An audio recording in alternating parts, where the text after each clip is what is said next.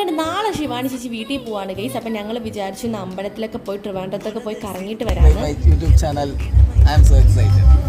അങ്ങനെ രാവിലെ തന്നെ ഞങ്ങൾ റെയിൽവേ സ്റ്റേഷനിൽ കൊണ്ട് വിട്ടത് ഗോകുൽ ചേട്ടനാണ് ഗൈസ്. പിന്നെ ട്രെയിനൊക്കെ പിടിച്ച് ആറ്റുകാലിൽ പോയി അവിടെ ചെന്നിട്ട് വീഡിയോസ് ഒന്നും എടുത്തില്ല.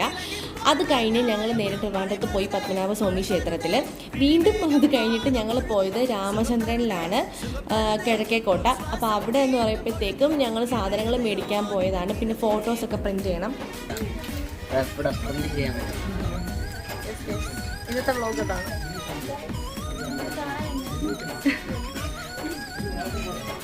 ഞങ്ങളുടെ ഫോട്ടോ പ്രിന്റ് ചെയ്യാൻ വേണ്ടി വന്നതാണ്. കുറച്ച് ഫോട്ടോസ് പ്രിന്റ് ചെയ്യാൻ. അതുപോലെ തന്നെ ചേച്ചി കുറച്ച് സാധനങ്ങൾ മേടിച്ചു. കാണിച്ചു കൊടുക്കും. അപ്പൊ ഇന്ന് അതാണ് ഹൈലൈറ്റ് ഗൈസ്. സോ നമുക്കിനി ബാക്കി എന്താ ചെയ്യുന്നത് നോക്കല്ലേ. എല്ലാവരും ഉണ്ട് ഗൈസ്. ഇവിടെ ഫുൾ കളറാണ്. എല്ലാവരും അങ്ങനെ അറിയാം. എസ്തെറ്റിക് വിധു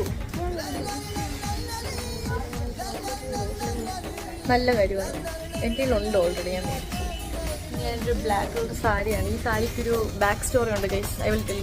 ഈ സാരി ഞാൻ കോളേജ് ഡേക്ക് മേടിച്ചതാണ്. ഇപ്പോൾ കോളേജ് ഡേ അങ്ങനെ നടന്നില്ല. ഞാൻ ആശിച്ച് മോഹിച്ച് മേടിച്ച് ബ്ലൗസൊക്കെ തയ്ച്ച് അടിപൊളിയാക്കിയ ഒരു സാരിയായിരുന്നു.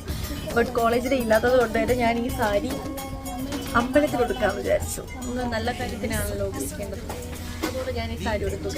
നിങ്ങൾ കമൻറ്റ് ചെയ്യൂ എങ്ങനെയുണ്ടെന്ന്. അങ്ങനെ അതിനുശേഷം ഞങ്ങൾ അതിൻ്റെ അടുത്ത് തന്നെയുള്ള ഒരു ഫാൻസി ഷോപ്പിൽ കയറി. ഇത് ഫാൻസി ഷോപ്പ് എന്ന് പറയാൻ പറ്റത്തില്ല. ഇവിടെ നിറയെ സാധനങ്ങളുണ്ട്. അപ്പോൾ ശിവാനി ചേച്ചിക്കും നിതീഷ് ചേട്ടനും പിന്നെ വിധുവിനൊക്കെ കുറച്ച് സാധനങ്ങൾ മേടിക്കാനുണ്ടായിരുന്നു. ലൈക്ക് ചീർപ്പ് അങ്ങനത്തെ സംഭവങ്ങൾ. അങ്ങനെ ഞാനും കയറി കുറച്ച് വീഡിയോസൊക്കെ എടുത്തു.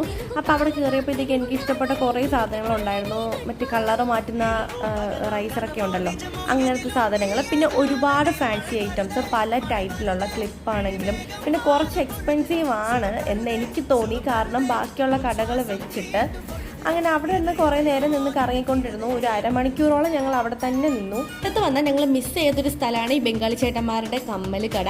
അങ്ങനെ ഇവിടെ ഒന്നും ഇല്ലെങ്കിൽ, ഒന്നും മേടിക്കില്ലെങ്കിൽ ഞങ്ങളിവിടെ വരാറുണ്ട്. എനിക്ക് ഫസ്റ്റ് സൈറ്റ് അടിച്ച കമ്മലാണ് ഗൈസ് ഇത്. അങ്ങനെ എനിക്ക് വലിയ സമയമൊന്നും എടുത്തില്ല. ഞാൻ അപ്പം തന്നെ ആ സാധനം എടുത്ത് ബില്ല് ചെയ്തു.